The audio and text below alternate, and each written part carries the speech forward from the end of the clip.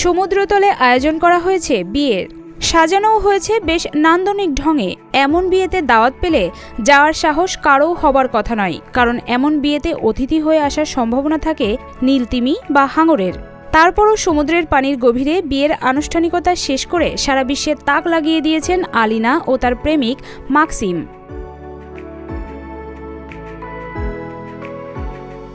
চারদিকে নীলাভ অন্ধকার, অজানা অচেনা মাছের সাঁতার, শুনশান নীরবতা। ডাইভিং স্যুট পরে আর পিঠে অক্সিজেনের সিলিন্ডার নিয়ে কজনই বা যেতে চাইবে এমন বিয়ের অনুষ্ঠানে? এমন আড়ম্বর বিয়ের আয়োজনে বরপক্ষ বা কনেপক্ষের খরচ হয়নি একটি টাকাও। সৌভাগ্যবশত একটি প্রতিযোগিতার প্রথম বিজয়ী জুটি হিসেবে এমন সুযোগ পান আলিনা ও তার প্রেমিক Maxim.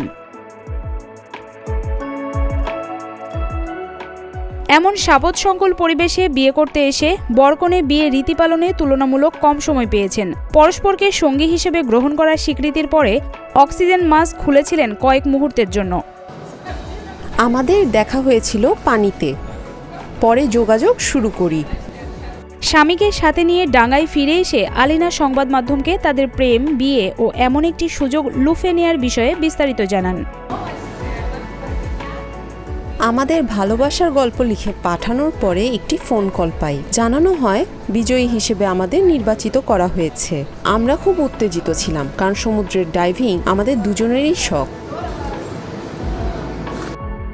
Moscow civil registry office এবং মহাসামুদ্রিক উদ্যান গত মাসে একটি যৌথ প্রতিযোগিতার আয়োজন করেছিল। সেখানে তারা এমন দম্পতি খুঁজে বের করতে চেয়েছিলেন, তবে শর্ত ছিল এমন অদ্ভুত উপায়ে বিবাহ বন্ধনে আবদ্ধ হওয়ার। এই মস্কো ভারিয়াম আগেও শত শত বিবাহ অনুষ্ঠান আয়োজন করেছে, তবে সমুদ্রতলে প্রথমবারের মতো আয়োজিত হয়েছে আলিনা ও মাক্সিমের বিয়ে।